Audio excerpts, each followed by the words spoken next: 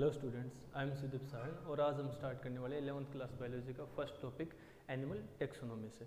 इसे animal taxonomy या animal kingdom के नाम से भी पढ़ा जाता है।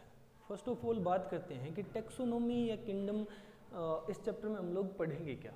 तो ये जो हमारा बायोलॉजिकल वर्ड है, इसमें बहुत सारे तरह के डिफरेंट वेरिएबल ऑर्गेनिजम्स या एनिमल्स पाए जाते हैं। ठीक है, अब इन एनिमल्स को स्टडी करने समझने के लिए हमें इनकी क्लासिफिकेशन की रिक्वायरमेंट थी कि इनको एक पर्टिकुलर ऑर्डर में एक वेल डिफाइंड मैनर में क्लासिफाई किया जाए ताकि हम लोग उसे स्टडी अच्छी तरह से कर पाए। तो वो क्लासिफिकेशन इस चैप्टर में हम लोग पढ़ेंगे कि ऑर्गेनिजम्स को कैसे क्लासिफाई किया गया है, किस बेसिस पे किया गया है और कौन कौन से ऑर्गेनिज्म हम लोग स्टडी करते हैं। तो स्टार्ट करते हैं सबसे पहले टेक्सोनोमी। जो टर्म है टेक्सोनोमी, इस टर्म का खुद का ही मीनिंग है क्लासिफिकेशन। कैसे? तो देखो, दो वर्ड आए हैं, टेक्सो और नोमी। टेक्सो मीनिंग अरेंजमेंट, और नोमी मीन्स लॉ, यानी लॉ फॉर अरेंजमेंट। अब वो हमें पता है कि हम एनिमल टेक्सोनोमी पढ़ रहे हैं, मतलब एनिमल्स के अरेंजमेंट के लॉज डिस्कस करने वाले हैं। तो फर्स्ट स्टार्ट करते हैं, टर्म टेक्सोनोमी किसने दी थी? टर्म गिवन बाय एक साइंटिस्ट आते हैं, एपीडी कंडोले।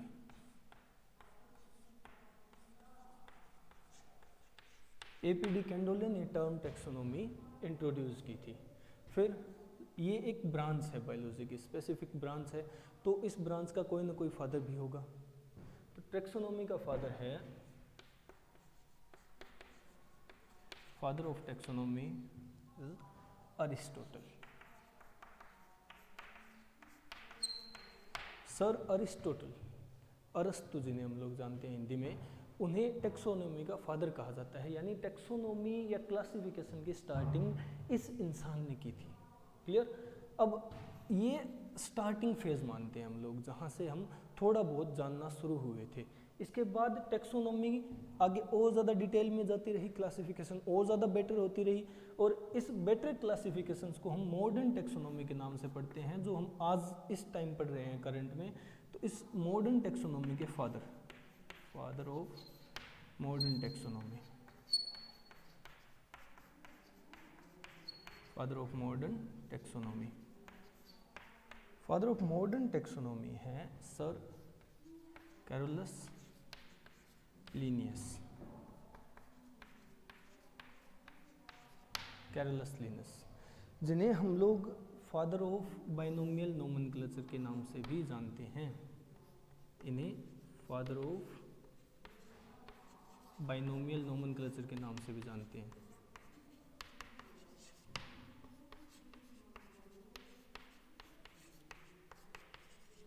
बाइनोमियल नोमेनक्लेचर, जहाँ हम किसी भी स्पीसीज या किसी भी ऑर्गेनिज्म की नेमिंग स्टार्ट करते हैं, किस बेसिस पे? दो टर्म्स लेकर के, इसीलिए बाइनोमियल आया है। बाइनोमियल नोमेनक्लेचर में हम किसी का भी अगर नेम देना हो, जैसे हम लोग हैं ह्यूमंस को बायोलॉजिकल टर्म्स में होमो सेपियंस कहा जाता है। तो वो क्या चीज़ें हैं जो दो वर्ड्स यूज किए गए हैं किसी भी ऑर्गेनिज्म की नेमिंग में? एक तो है जीनस और एक है स्पीसीज, जीनस एंड स्पीसीज। तो ये दिए थे कार्लस लिनस ने, और इनका एक्चुअल नेम था कार्ल वॉन लेनिन। सबसे पहले इन्होंने अपने ही नेम का लैटिनाइजेशन किया था, यानी लैटिन में ट्रांसफर या ट्रांसलेट किया था, जिससे इनका नाम कार्लस लिनस हो गया, जो हम लोग आज पढ़ते हैं। फादर ऑफ बाइनोमियल नोमेनक्लेचर और father of modern taxonomy Carolus Linus है। ठीक है, अब बात आती है कि इंट्रोड्यूस अरिस्टोटल ने किया था, टर्म को दी थी एपीडी कंडोले ने, स्टार्टिंग अरिस्टोटल से हुई, और अब आज जो प्रेजेंट में हम लोग पढ़ रहे हैं वो टेक्सोनोमी है मॉडर्न टेक्सोनोमी, और फादर है कैरोलस लिनस। बट कैसे हुई? तो अरिस्टोटल ने जो टेक्सोनोमी की स्टार्टिंग की थी, वो अपनी एक बुक में थोड़ा बहुत इंट्रोडक्शन दिया टेक्सोनोमी के बारे में। वो बुक थी हिस्टोरिया एनिमेलिया।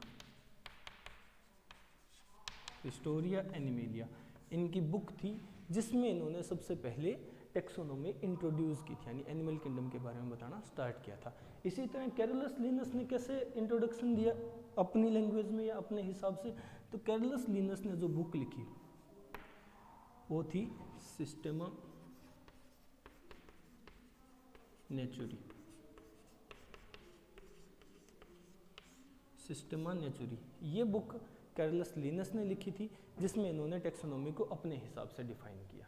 ठीक है, तो अब तक हम लोगों ने क्या देखा, टेक्सोनोमी टर्म का मीनिंग क्या होता है, law for arrangement. Animal taxonomy तो एनिमल्स के अरेंजमेंट। टर्म दी थी एपी डी कैंडोले ने, फादर हैं अरिस्टोटल, बुक हिस्टोरिया एनिमिलिया। और नेक्स्ट बात करते हैं जो हम मॉडर्न टेक्सोनोमी पढ़ रहे हैं, फादर कैरोलस लिनस, और बुक है सिस्टेमा नेचुरी। इसके बाद इस टेक्सोनोमी में हम लोग एक साइंटिस्ट को और स्पेसिफिक मानते हैं, कई बार इसका जिक्र आता है, मेयर।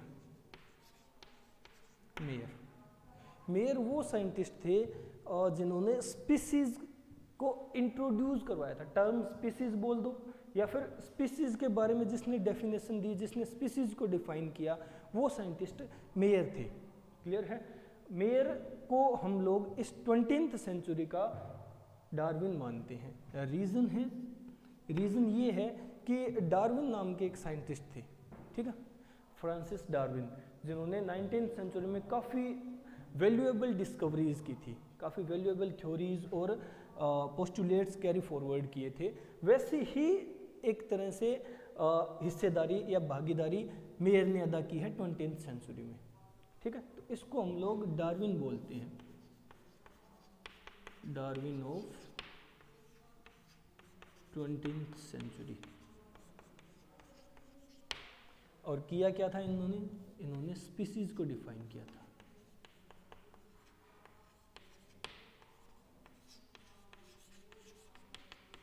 इन्होंने स्पीसीज को डिफाइन किया था, तो स्पीसीज डिफाइन करने वाले साइंटिस्ट थे मेयर।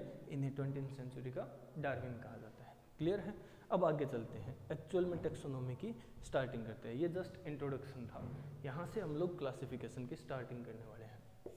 तो देखो,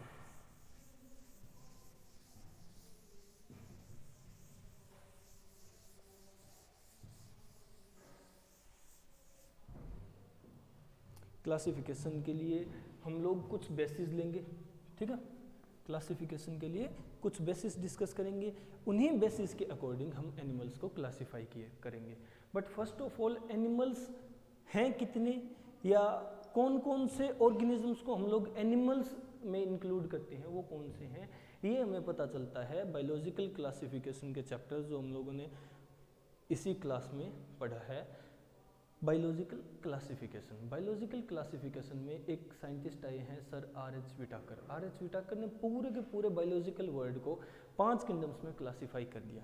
5 किंगडम क्लासिफिकेशन कहते हैं जैसे, और 5 किंगडम क्लासिफिकेशंस में से उन्होंने एनिमल्स को मेनली 2 किंगडम्स में पार्ट दिया है, 2 किंगडम्स में प्लेस किया है या जगह दी है।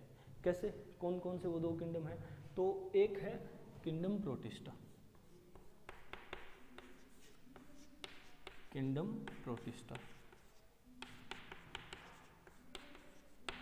और एक है किंगडम एनिमिलिया। यही 2 किंगडम हैं जिनके अंदर आर.एच. विटाकर ने एनिमल्स को मेनली क्लासिफाई किया है। ठीक है, अब इन किंगडम्स में हम लोग फाइलम में डिवाइड किया जाता है। इन किंगडम्स को और ज़्यादा क्लासिफाई करने के लिए फाइलम्स में डिवाइड किया जाता है। और वो फाइलम कौन कौन से हैं, तो किंगडम प्रोटिस्टा में सिर्फ एक फाइलम आता है, प्रोटोजोआ फाइलम। क्लियर है, जबकि किंगडम एनिमिलिया में बहुत सारे फाइलम आते हैं जो स्टार्ट होते हैं पोरीफेरा से और जाते हैं कोर्डाटा तक।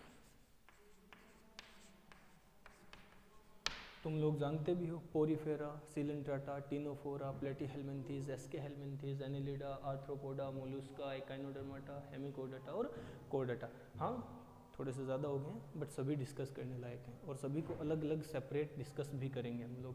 तो ये 2 किंगडम्स हैं और ये उनके फाइलम्स हैं। क्लियर है, अब इन्हीं को क्लासीफाई करना है। तो क्लासिफिकेशन के लिए हम कुछ बेसिस मानते हैं, कुछ बेसिस लेते हैं क्लासिफिकेशन के लिए। और वो बेसिस हम एक एक करके डिस्कस करेंगे पहले, फिर इनको क्लासिफाई करेंगे। तो देखो, फर्स्ट बेसिस ऑफ क्लासिफिकेशन हम लोग क्या लेते हैं? बेसिस ऑफ क्लासिफिकेशन, क्लासिफाई करने के लिए अलग अलग डिफरेंट बेसिस डिस्कस करने वाले हैं, जिनमें से फर्स्ट हम लोग मानते हैं on the basis of number of cells, कि किसी भी ऑर्गेनिज्म की बॉडी कितने सेल्स से मिलकर के बनी हुई है, इस बेसिस पे हम लोग उन ऑर्गेनिजम्स को क्लासिफाई करने वाले हैं। ये बहुत बेसिक लेवल का क्लासिफिकेशन है, तुम लोग जानते भी हो इसे, कि ऑर्गेनिजम्स को सेल के बेसिस पे दो ही टाइप्स में डिवाइड किया जा सकता है। कौन कौन से? एक तो यूनिसेलुलर ऑर्गेनिजम्स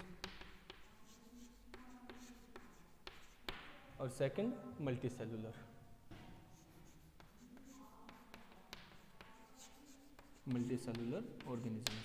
मल्टीसेलुलर ऑर्गेनिजम्स को एक और टर्म दी जाती है, या एक और टर्म यूज की जाती है उनके लिए, मेटाजोन्स, Metazoa.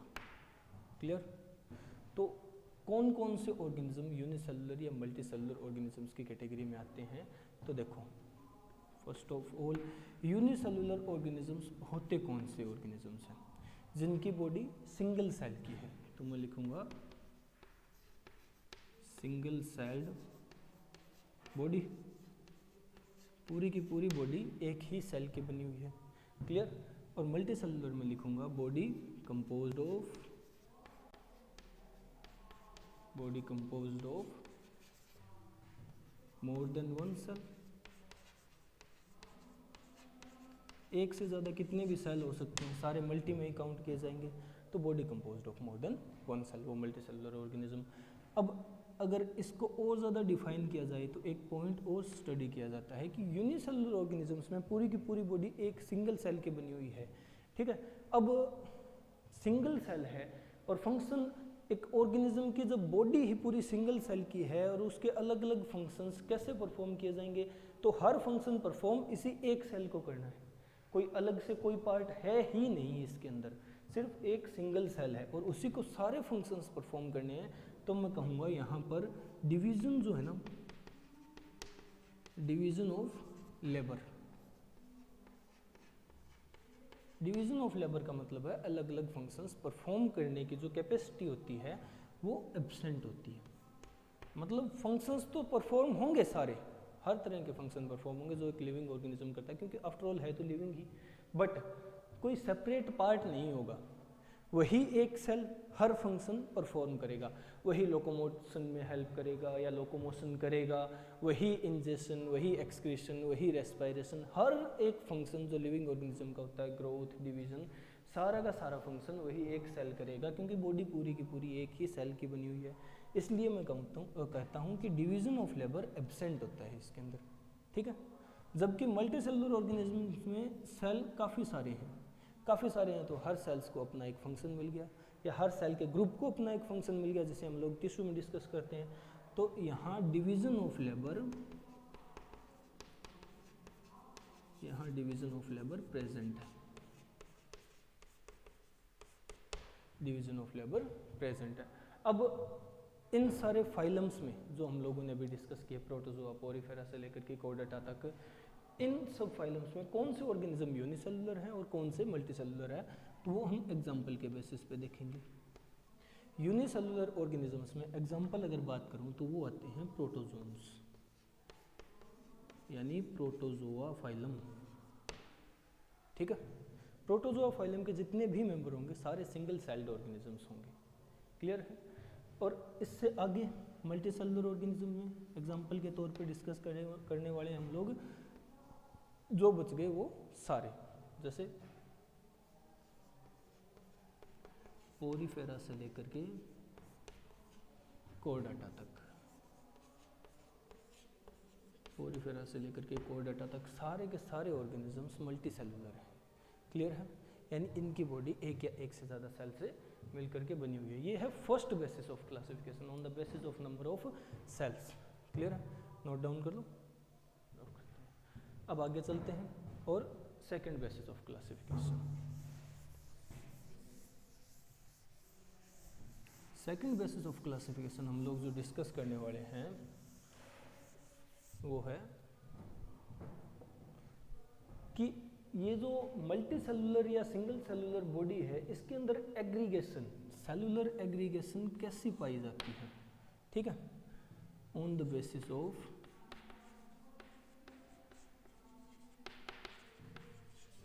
Level of organisation.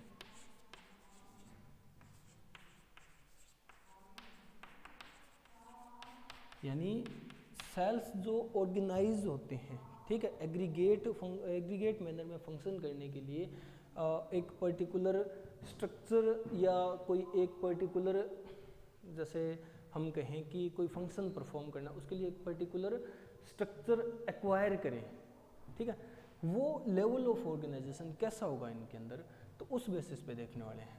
Level of organisation कई तरह के होते हैं, जैसे सबसे पहले प्रोटोप्लाज्मिक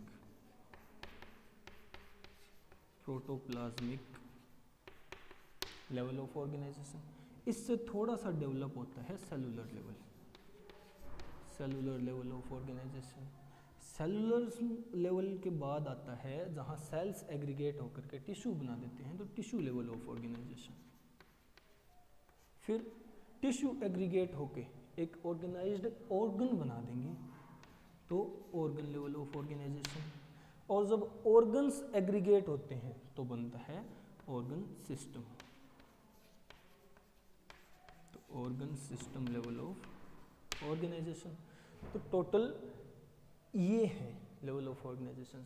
सबसे पहले प्रोटोप्लाज्मिक, फिर प्रोटोप्लाज्म जब कई सेल्स का एग्रीगेट हो जाए तो सेलुलर लेवल, सेल्स जब कई सारे एग्रीगेट हो जाए टिश्यू लेवल, जब टिश्यू सारे इकट्ठे होकर के एक फंक्शन करने लगे तो ऑर्गन कहलाता है, ऑर्गन लेवल। और ऑर्गन्स इकट्ठे होकर के ऑर्गन सिस्टम, जो हम लोगों में देखने को मिलता है। हमारे अंदर हर फंक्शन को परफॉर्म करने के लिए अलग अलग ऑर्गन सिस्टम है या नहीं है, तो इसी तरह ये लेवल ऑफ ऑर्गेनाइजेशन डिवाइड होते हैं। अब इनमें हम लोग देखते हैं कि कौन से ऑर्गेनिज्म किस लेवल की ऑर्गेनाइजेशन रखते हैं, ठीक है। तो देखो एग्जांपल्स में हम लोग डिस्कस करेंगे। प्रोटोप्लाज्मिक लेवल ऑफ ऑर्गेनाइजेशन हमें देखने को मिलती है प्रोटोजोन्स में, प्रोटोजोआ फाइलम के मेंबर्स में, क्लियर है। जबकि सेलुलर लेवल ऑफ ऑर्गेनाइजेशन हमें देखने को मिलती है पोरीफेरेंस में, पोरीफेरा फाइलम के मेंबर्स में। टिश्यू लेवल ऑर्गेनाइजेशन के एग्जांपल है सीलेंट्रेट्स, सीलेंट्राटा एंड टीनोफोरा, टीनोफोरा। इन दो फाइलम के मेंबर्स में टिश्यू लेवल ऑर्गेनाइजेशन देखने को मिलता है। ऑर्गन लेवल ऑर्गेनाइजेशन देखने को मिलता है प्लेटी हेलमिंथेस, प्लेटी हेलमिंथेस फाइलम के मेंबर्स में। जबकि organ system level of organization देखने को मिलता है एसके हेलमिंथेस, एसके हेलमिंथेस से लेकर के कोर्डेटा तक, एसके हेलमिंथेस से लेकर के कोर्डेटा तक के फाइलम में जितने भी मेंबर्स आते हैं वो सारे organ system level of organization रखते हैं। ये है अपना second level, second basis of classification on the level of organization, ठीक है। कौन से लेवल की ऑर्गेनाइजेशन देखने को मिलती है, तो protoplasmic, cellular, tissue, organ, organ system. Protoplasmic में प्रोटोजोन्स आएंगे, सेलुलर में पोरीफेरेंस, टिश्यू में सीलेंट्राटा, टीनोफोरा, जबकि ऑर्गन में प्लेटी हेलमिंथेस सिर्फ एक ही फाइलम आता है, और organ system level Aschelminthes से Chordata, Aschelminthes, Annelida, Arthropoda, Mollusca, Echinodermata, Hemichordata और कोर्डेटा, क्लियर। अब ये सेकंड बेसिस ऑफ ऑर्गेनाइजेशन भी हो गया। आगे चलें थर्ड बेसिस ऑफ क्लासिफिकेशन की तरफ। चलो थर्ड बेसिस ऑफ क्लासिफिकेशन हम लोग मान करके चलते हैं कि on the basis of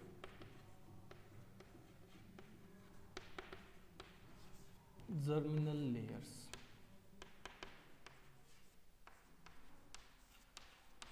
germinal layers के बेसिस पे क्लासिफाई करने वाले हैं। जर्मिनल लेयर्स एक्चुअल में होती क्या है, बात यही आती है कि जर्म लेयर्स क्या हैं या जर्मिनल लेयर्स कौन सी होती हैं, कहाँ होती हैं, क्या होती हैं। तो देखो, हम लोग ह्यूमंस हैं, ह्यूमंस के अंदर रिप्रोडक्शन देखने को मिलती है सेक्सुअल, ठीक है। सेक्सुअल रिप्रोडक्शन का रिजल्ट जो एंडिंग में बनता है वो होता है एक सिंगल सेल्ड बॉडी, जिसे जाइगोट के नाम से जाना जाता है। अब जाइगोट से डेवलप होकर के एक पूरे का पूरा ऑर्गेनिज्म बनता है, ठीक है। एक सिंगल सेल से इतने लाखों करोड़ों सेल्स बनने वाले हैं। अब ये एक सिंगल सेल इतने सारे सेल बनाएगा तो इतने ही डिवीजन इसे करने पड़ेंगे, क्लियर है। बट क्या होता है कि जब जाइगोट डिवीजन स्टार्ट करता है, यानी जाइगोट डेवलपमेंट स्टार्ट करता है, एम्ब्रियो फॉर्मेशन, एम्ब्रियोजेनेसिस हो रही है, तो एम्ब्रियोजेनेसिस में कई सारे स्टेज आते हैं, जैसे ब्लास्टुला, मोरुला, गैस्ट्रुला, इस तरह के कई सारे स्टेजेस आते हैं। और गैस्ट्रुला स्टेज एक ऐसा स्टेज है जिस स्टेज में आते आते जाइगोट इतनी डिवीजन कर चुका होता है कि उसके जो सेल्स बन गए हैं वो एक पर्टिकुलर लेयर जैसी अरेंजमेंट शो करने लग जाते हैं। टोटल 3 तरह की लेयर हमें देखने को मिलती है, जैसे इस डायग्राम में देख सकते हो तुम लोग, जाइगोट डिवीजन कर रहा है, सेल्स बन रहे हैं और टोटल 3 लेयर्स बन गई, 3 लेयर्स डेवलप हो गई सेल्स की, क्लियर है। ये स्टेज हम लोग फॉर एग्जांपल मानते हैं गैस्ट्रुला स्टेज है, क्योंकि गैस्ट्रुला स्टेज में ही हमें ये देखने को मिलता है। सबसे एक्सटर्नल, जैसे हम लोग एक्टोडर्म बोलते हैं, एक्टोडर्म, एक्टोडर्मल लेयर, क्लियर है। फिर सबसे इंटरनल, इसे हम लोग एंडोडर्म बोलेंगे, एंडोडर्मल लेयर, क्लियर है। और फिर इन दोनों के बीच में ये जो लेयर है इसे हम लोग मीजोडर्म बोलेंगे, क्योंकि मिडिल पार्ट में है, मीजोडर्म लेयर। तो 3 लेयर्स इस तरह से बनती है। ये स्टेज है गैस्ट्रुला। गैस्ट्रुला स्टेज में जर्म लेयर्स बनती हैं तीनों। जर्म लेयर्स को हिंदी में त्वक स्तर बोला जाता है, बाह्य, मध्य और अंतः त्वक स्तर, ecto, meso and endodermal layers, clear है। अब इन्हीं के बेसिस पे ऑर्गेनिजम्स को क्लासिफाई किया गया है, क्योंकि कुछ ऑर्गेनिजम्स में तो 2 लेयर्स बनती हैं, 2 डर्म लेयर्स या 2 डर्मल लेयर्स, जर्मिनल लेयर्स बनती हैं, और कुछ ऑर्गेनिजम्स में 3 जर्म लेयर्स देखने को मिलती हैं। तो इसी बेसिस पे क्लासिफिकेशन किया गया है। तो देखो, जर्म लेयर के बेसिस पे ऑर्गेनिजम्स को डिवाइड किया जाता है 2 टाइप्स में। First, diploblastic, diploblastic, diploblastic organisms. Second, triploblastic, triploblastic organisms. Diploblastic organisms वो होते हैं जिनके अंदर 2 ही जर्म लेयर्स हों, 2 जर्मिनल लेयर्स प्रेजेंट हों, जबकि ट्रिप्लोब्लास्टिक ऑर्गेनिजम्स वो होते हैं जिनके अंदर 3 germinal layers, 3 germinal layers present हो। इसीलिए ट्रिप्लो और डिप्लो वर्ड यूज़ किया गया है, क्लियर है। 2 और 3। अब ये 2 जर्म लेयर कौन कौन सी होंगी? तो ये 2 होंगी, एक तो एक्टोडर्म और सेकंड एंडोडर्म। इनके अंदर मेसोडर्म एब्सेंट होती है, क्लियर। और यहाँ 3 जर्म लेयर्स, तीनों ही ecto, ectoderm, mesoderm and endoderm,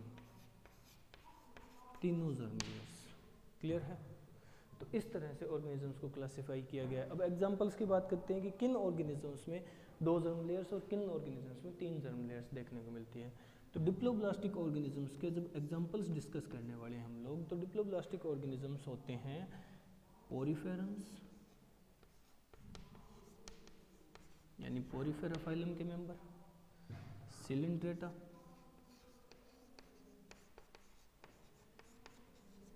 and Ctenophora.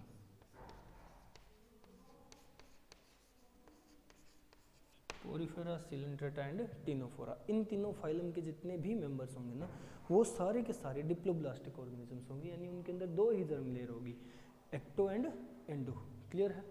जबकि 3 जर्म लेयर्स वाले कौन से होंगे ट्रिप्लोब्लास्टिक ऑर्गेनिजम्स के एग्जाम्पल जब हम लोग डिस्कस करें तो वो कौन से आएंगे? प्लेटीहेल्मिन्थेस, प्लेटीहेल्मिन्थेस से लेकर के प्लेटीहेल्मिन्थेस टू कोर्डेटा, प्लेटीहेल्मिन्थेस से कोर्डेटा तक जितने भी ऑर्गेनिजम्स आते हैं वो सारे के सारे ट्रिप्लोब्लास्टिक ऑर्गेनिजम्स होंगे, यानी उनके अंदर 3 जर्म लेयर्स प्रेजेंट होगी। क्लियर हो गया? ये है third basis of classification on the basis of germinal layers, कि जर्म लेयर्स कितनी होंगी। ठीक है, क्लियर है? याद रखने वाली चीज़ है, डिप्लोब्लास्टिक ऑर्गेनिजम्स पोरिफेरा और सिलेंट्रेटा एंड टिनोफोरा ही होंगे, जबकि प्लेटीहेल्मिन्थेस से लेकर के कोर्डेटा तक सभी के सभी ट्रिप्लोब्लास्टिक ऑर्गेनिजम्स होंगे। क्लियर है? आगे चलते हैं। 3 बेसिस हो गए क्लासिफिकेशन। अब 4th बेसिस की तरफ चलते हैं। तो जो 4th बेसिस ऑफ क्लासिफिकेशन है हम लोग डिस्कस करने वाले हैं, वो हम लोग देखते हैं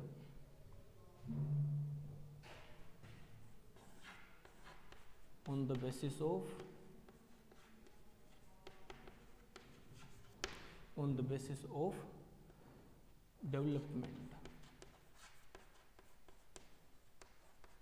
डेवलपमेंट बोल दो या फेट बोल दो। फेट बोला जाता है फ्यूचर को, डेवलपमेंट, फेट या फ्यूचर ऑफ ब्लास्टोपोर।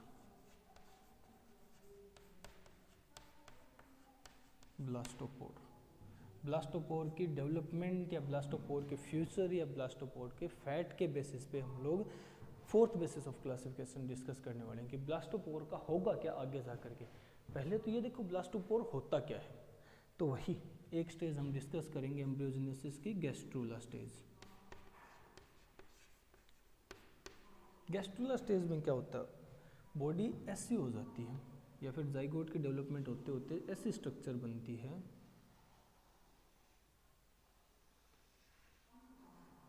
कुछ ऐसी स्ट्रक्चर बनती है वहाँ, जहाँ एक तरफ एक कैनल लाइक स्ट्रक्चर और उसकी ओपनिंग होती है। क्लियर है? ये गैस्ट्रूला स्टेज है। गैस्ट्रूला स्टेज की ये जो ओपनिंग है ना, इस ओपनिंग को कहा जाता है ब्लास्टोपोर।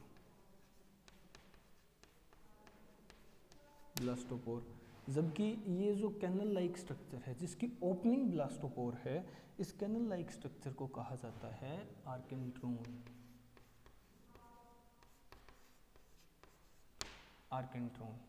ठीक है? आर्केंट्रोन डेवलप होती है एलिमेंट्री कैनाल में। आर्केंट्रोन ही वो है स्ट्रक्चर जो एलिमेंट्री कैनाल बनाती है ऑर्गेनिज्म की, यानी आहार नाल बनाती है। क्लियर है? ये ब्लास्टोपोर जो डेवलपमेंट शो करता है ना, उस बेसिस पे ऑर्गेनिज्म को क्लासिफाई किया गया है, क्योंकि ये एक पोर है, ओपनिंग है, एलिमेंट्री कैनाल की ओपनिंग है। एलिमेंट्री कैनाल की ओपनिंग 2 तरह की होती है, हम लोग नॉर्मली जानते हैं। एक तो एंटीरियर ओपनिंग जिसे हम लोग माउथ के नाम से जानते हैं, ठीक है। एक पोस्टीरियर ओपनिंग जिसे हम लोग एनस या गुदा के नाम से जानते हैं। 2 ही ओपनिंग होती है। अब 2 ओपनिंग में से ये किस ओपनिंग में डेवलप होगा, मतलब ब्लास्टोपोर का क्या बनेगा, माउथ या एनस बनेगा, इस बेसिस पे 2 टाइप की डेवलपमेंट देखी जाती है। तो देखो, फर्स्ट अगर मैं बात करूं तो ब्लास्टोपोर या डेवलप हो माउथ में और या फिर डेवलप हो एनस में। किस में डेवलप होगा, इस बेसिस पे ऑर्गेनिजम्स को क्लासिफाई किया गया। अगर माउथ में डेवलप हो तो ऐसी डेवलपमेंट को बोला जाता है प्रोटोस्टोमिक डेवलपमेंट, और ऑर्गेनिजम्स को बोला जाता है प्रोटोस्टोम्स, प्रोटोस्टोमिक ऑर्गेनिज्म या प्रोटोस्टोमिक डेवलपमेंट। और अगर एनस में डेवलप हो इसको बोला जाता है ड्यूट्रोस्टोमिक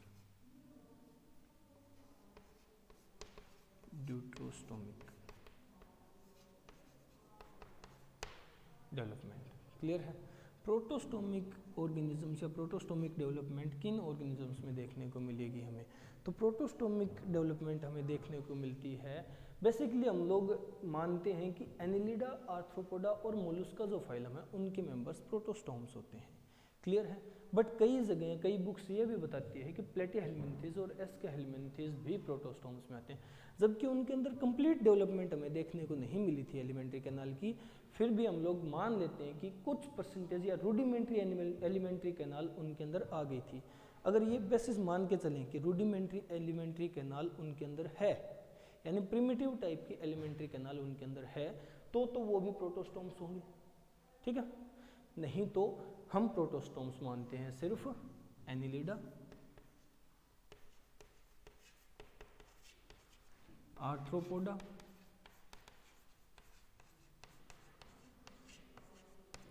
और मोलुस्का को, एनिलिडा, आर्थ्रोपोडा और मोलुस्का के मेंबर्स को। जबकि ड्यूट्रोस्टोमिक डेवलपमेंट या ड्यूट्रोस्टोमिक ऑर्गेनिजम्स कौन कौन से होंगे, इनको छोड़ करके बाकी सारे, जैसे हम लोग देखते हैं एकाइनोडर्माटा,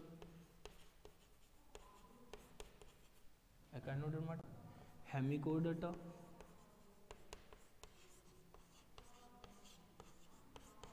और कोर्डेटा। एकाइनोडर्माटा, हेमिकोडर्टा एंड कोर्डेटा, इन तीनों फाइलम के मेंबर्स में डेवलपमेंट के बेसिस पे ब्लास्टोपोज डेवलप होता है, वो होता है एनस में, और ये उसके एग्जांपल्स हैं। ये सारे ड्यूट्रोस्टोम्स हैं या ड्यूट्रोस्टोमिक ऑर्गेनिजम्स हैं। यानी ह्यूमंस भी जो कोर्डेटा में आते हैं हम भी ड्यूट्रोस्टोम्स हैं या ड्यूट्रोस्टोमेटिक ऑर्गेनिजम्स हैं। रीजन कि हमारा ब्लास्टोपोर एनस में डेवलप हुआ था। क्लियर है। ये है fourth basis of classification on the basis of fate and future of blastopore. Clear हो गया। अब आगे चलते हैं फिफ्थ बेसिस ऑफ क्लासिफिकेशन की तरफ। तो ये फोर्थ बेसिस ऑफ क्लासिफिकेशन था। 4 बेसिस हम लोग देख चुके हैं क्लासिफिकेशन के। अब फिफ्थ बेसिस की तरफ चलते हैं।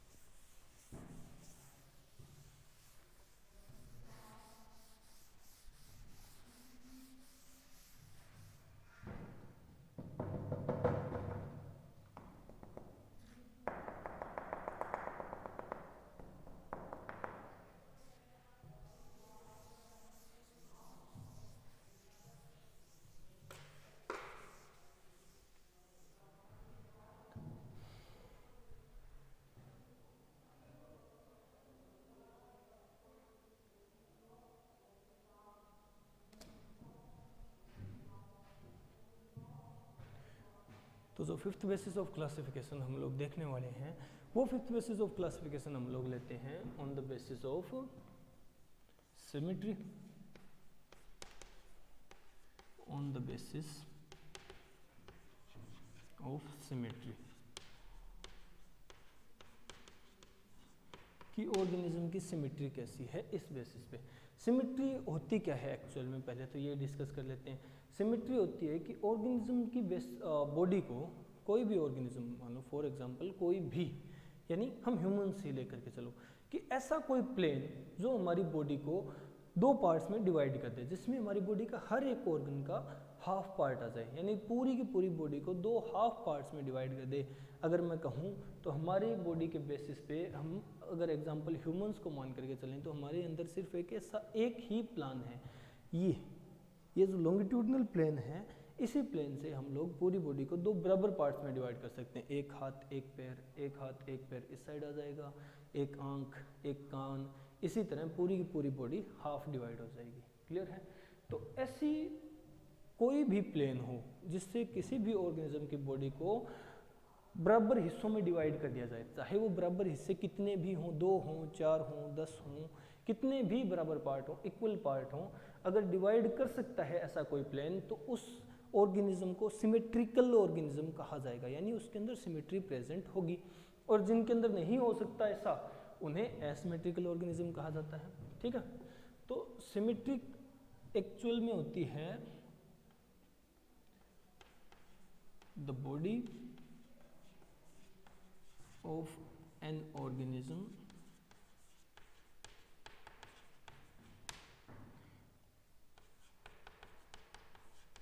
divided into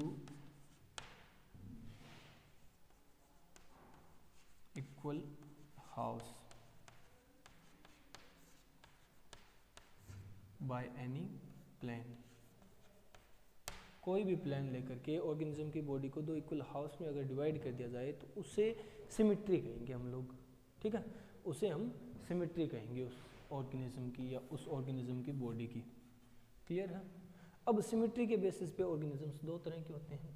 फर्स्ट एसिमेट्रिकल,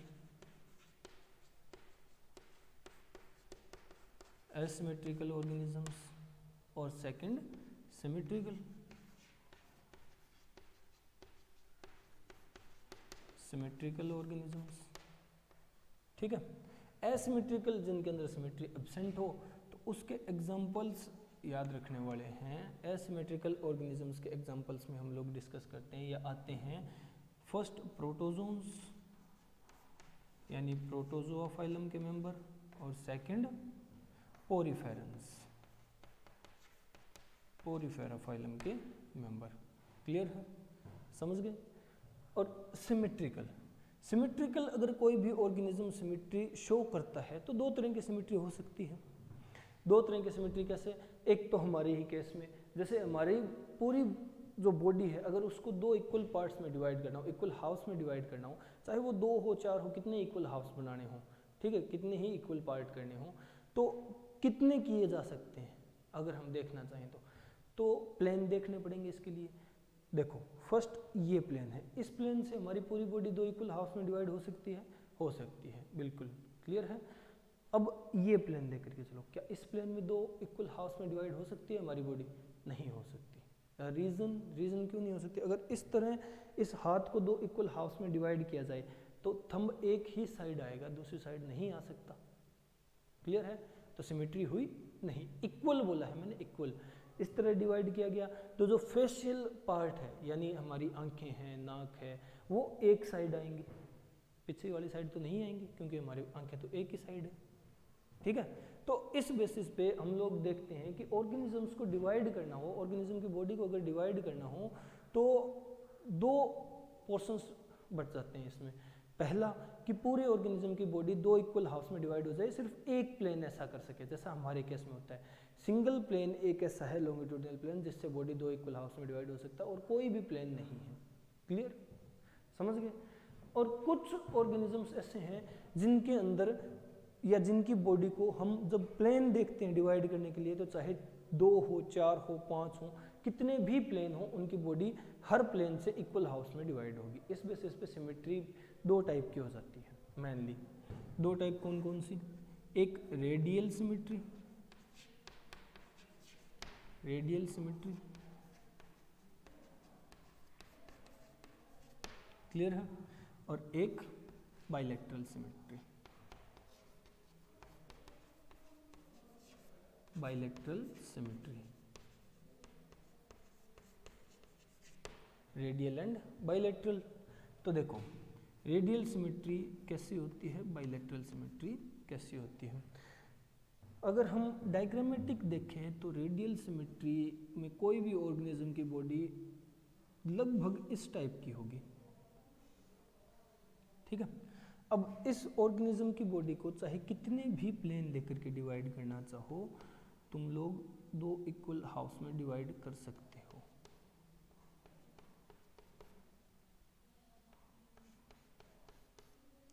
किसी भी प्लेन से डिवाइड करना चाहो 2 इक्वल हाउस में डिवाइड हो जाएगी बॉडी। होगी या नहीं? हो जाएगी।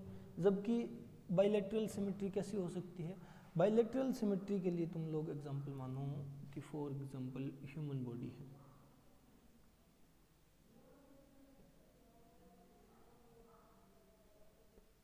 फॉर एग्जांपल ह्यूमन बॉडी है।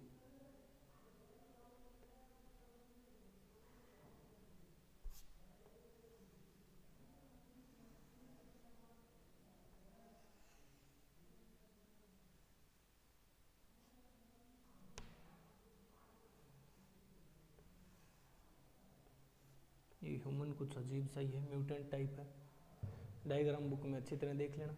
तो देखो इसकी बॉडी को अगर इक्वल पार्ट्स में डिवाइड करना हो तो सिर्फ यही एक प्लेन है जिससे इसकी पूरी की पूरी बॉडी दो इक्वल पार्ट्स में डिवाइड हो सकती है, और कोई प्लेन ऐसा नहीं है जो ह्यूमन की बॉडी को दो इक्वल पार्ट्स में डिवाइड कर दे। इसीलिए इस तरह की सिमेट्री को बाइलैटरल सिमेट्री कहा जाता है, जबकि इस तरह की सिमेट्री को रेडियल सिमेट्री कहा जाता है। अब किन ऑर्गेनिजम्स में रेडियल और किन ऑर्गेनिजम्स में बाइलैटरल सिमेट्री देखने को मिलती है वो एग्जाम्पल्स देखो। तो रेडियल सिमेट्री हमें देखने को मिलती है सिलेंट्रेट्स में, यानी सिलेंट्राटा फाइलम के मेंबर में, और टीनोफोरा फाइलम के मेंबर में, ठीक है। और एक्सेप्शनली ये हमें देखने को मिलती है एकाइनोडर्मेट्स में, एकाइनोडर्माटा फाइलम के अडल्ट्स में, सिर्फ और सिर्फ अडल्ट्स में, ठीक है।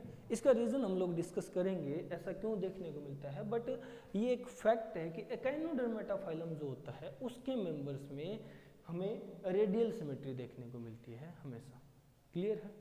बाकी प्लेटीहेल्मिन्थेस से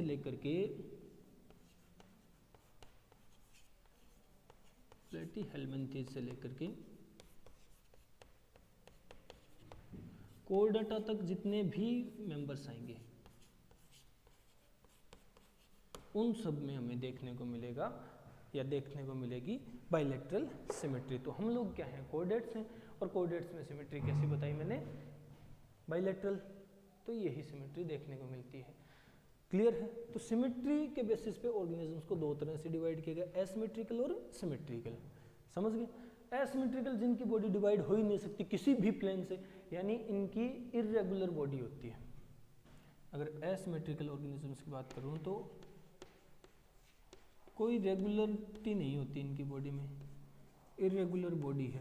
जैसे अमीबा है, अमीबा किसी तरह से भी कैसी भी शेप हो सकती है, अमीबा की इरेगुलर शेप है, इरेगुलर बॉडी है, तो उसकी बॉडी को दो इक्वल हाफ्स में कभी डिवाइड नहीं किया जा सकता। तो एसिमेट्रिकल प्रोटोजोआ और पोरीफेरा, समझ गए। जबकि सिमेट्री दो तरह की मेनली, वैसे तो काफ़ी सारी होती है बट मेनली हमारे सिलेबस में दो तरह की सिमेट्री डिस्कस की जाती है, radial and bilateral. Radial symmetry यानी किसी भी प्लेन से डिवाइड करो दो इक्वल हाफ्स ही मिलेंगे, ठीक है। बाइलेटरल सिर्फ एक ही प्लेन ऐसा होगा जिससे दो इक्वल हाफ्स हो सकते हैं। तो एग्जांपल्स सिलेंड्रेटा, टीनोफोरा और एकाइनोडर्मेट्स का अडल्ट, इनमें मिलेगी हमें रेडियल सिमेट्री। प्लेटीहेल्मिन्थेस से लेकर के कोर्डेटा तक सभी में मिलेगी बाइलेटरल सिमेट्री। अब रेडियल को याद करने की एक ट्रिक है छोटी सी, अगर तुम लोग याद रखना चाहो तो देखो, रेडियल सिमेट्री याद रहती है रेडियल केक से, रेडियल केक CEC, खाने वाला केक नहीं है, याद करने वाला केक है, radial cake. Coelenterata, echinodermata, Ctenophora, ठीक है। Coelenterata, echinodermata, Ctenophora. पर एक बात याद रखना, एकाइनोडर्मेट्स का अडल्ट, सिर्फ अडल्ट, ठीक है। तो उनमें देखने को मिलेगी हमें रेडियल सिमेट्री, क्लियर हो गया। ये 5th बेसिस ऑफ क्लासिफिकेशन था, on the basis of symmetry. Symmetry कैसी होती है इस बेसिस पे, समझ गए। अब नेक्स्ट आगे चलते हैं 6th बेसिस ऑफ क्लासिफिकेशन की तरफ। 6th बेसिस ऑफ क्लासिफिकेशन हम लोग लेकर के चलेंगे कि ऑर्गेनिजम्स की बॉडी के अंदर सर्कुलेशन हमें कैसी देखने को मिलती है on the basis of circulation. बहुत अलग अलग वेरिएबल वेरिएंट बेसिस है क्लासिफिकेशन के, ठीक है। तो 5th बेसिस ऑफ क्लासिफिकेशन हो गया, 6th है on the basis of circulation. कि उनकी बॉडी में सर्कुलेशन कैसी देखने को मिलती है हमें। सर्कुलेशन यानी परिसंचरण, परिसंचरण यानी उनके जो बॉडी फ्लूइड्स हैं वो सर्कुलेट कैसे कर रहे हैं, ट्रांसफ़र हो रहे हैं, इधर से उधर बह रहे हैं, फ्लो कर रहे हैं, वो किस मैनर में फ्लो कर रहे हैं। ठीक है, इस बेसिस पे हम लोग डिवाइड करते हैं सर्कुलेशन को। तो सर्कुलेशन के बेसिस पे ऑर्गेनिजम्स दो टाइप के होते हैं मेनली, या दो टाइप्स की क्लासिफिकेशन होती है। फर्स्ट, जहाँ सर्कुलेशन ओपन हो, ओपन या लेकुनर, ओपन या lacunar circulation. Second, close circulation, close circulation. अब इन दोनों सर्कुलेशन में डिफरेंसेस क्या है, इन दोनों सर्कुलेशन में डिफरेंसेस क्या है। तो ओपन सर्कुलेशन का मीनिंग होता है, यानी इनके बॉडी फ्लूइड्स है ना, किसी वेसल में, किसी पाइपलाइन में फ्लो नहीं करेंगे, ये खुले में लेकुना, जो बॉडी कैविटीज सिनोसॉइड्स होती हैं उनमें फ्लो करेंगे। ठीक है, मतलब ये ओपनली फ्लो करने वाले हैं, जैसे पानी गिरा दिया जाता है उस तरह का कुछ फ्लोइंग का मैनर हमें देखने को मिलेगा यहाँ पे। तो देखो, ओपन सर्कुलेशन में ब्लड वेसल्स एब्सेंट होती है, क्योंकि हम लोग मेन बॉडी फ्लूइड मानते हैं ब्लड को, और यहाँ जो ब्लड है ना वो वेसल्स में फ्लो नहीं करता, क्योंकि वेसल्स होती नहीं, तो ब्लड वेसल्स एब्सेंट होती है। ठीक है, जबकि क्लोज सर्कुलेशन जैसा हमारे अंदर देखने को मिलता है, हमारे अंदर जो ब्लड है वो पर्टिकुलर फिक्स जो पाइपलाइंस है ब्लड वेसल उन्हीं के अंदर फ्लो करेगा, ऐसा नहीं कि हर कहीं से बह रहा हो। ठीक है, तो पर्टिकुलर ब्लड वेसल से फ्लो करेगा, तो ब्लड वेसल्स प्रेजेंट होती है। क्लियर? तो अगर ये ब्लड वेसल से नहीं फ्लो कर रहा तो ये फ्लो कैसे कर रहा है, तो ये फ्लो करता है बॉडी कैविटीज में, बॉडी कैविटीज, या फिर जिन्हें कहा जाता है सिनोसॉइड, सिनोसॉइड प्रेजेंट है। ठीक है, जबकि ऐसी बॉडी कैविटीज या सिनोसॉइड्स हमें यहाँ देखने को नहीं मिलते, क्योंकि हम जरूरत ही नहीं है। पहली बात, कोई भी डेवलपमेंट कब होती है, जब उसकी रिक्वायरमेंट हो। यहाँ ऐसी कोई रिक्वायरमेंट है नहीं, ब्लड को फ्लो होने के लिए ब्लड वेसल्स हैं, तो सिनोसॉइड्स एब्सेंट होते हैं यहाँ पे। क्लियर है, सिनोसॉइड्स एब्सेंट होते हैं। बात आती है एग्जांपल्स की, कि किन ऑर्गेनिजम्स में ऐसी सर्कुलेशन देखने को मिलती है, ओपन या लेकुनर टाइप सर्कुलेशन। तो ओपन या लेकुनर टाइप सर्कुलेशन हमें देखने को मिलती है arthropoda, arthropoda and Mollusca phylum के मेंबर्स में, आर्थ्रोपोडा एंड मोलुस्का फाइलम के मेंबर्स में हमें ओपन सर्कुलेशन देखने को मिलती है, जबकि क्लोज सर्कुलेशन हमें देखने को मिलती है। एग्जांपल्स अगर डिस्कस करना चाहूँ मैं तो वो होंगे एनिलिडा, कोर्डाटा, और एक स्पेशल है यहाँ, एक स्पेशल है वो है सेफालोपोडा,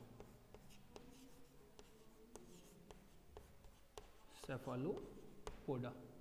सेफालोपोडा कोई फाइलम नहीं है, पहली बात, सेफालोपोडा फाइलम नहीं है, तो ये है क्या, ये एक क्लास है। फाइलम के अंदर और ज़्यादा डिवीजन देखा जाए तो वो होती है क्लासेस में डिवाइड, तो ये क्लास है मोलुस्का फाइलम की, मोलुस्का की क्लास है, इंपॉर्टेंट है, याद रखने वाली चीज़ है। तो एनिलिडा, कोर्डाटा और सेफालोपोडा, यही तीन ऐसे होते हैं जिनके अंदर क्लोज सर्कुलेशन देखी जा सकती है। ठीक है, तो ये है on the basis of circulation, circulation के बेस पे क्लासिफिकेशन, जो हमारी 6th बेसिस ऑफ क्लासिफिकेशन है। क्लियर है? क्लियर? चलो, यहाँ तक डिस्कस कर लिया, 6 बेसिस क्लासिफिकेशन हम लोगों ने डिस्कस कर लिए हैं, बाकी हम डिस्कस करेंगे नेक्स्ट लेक्चर में। Okay, bye.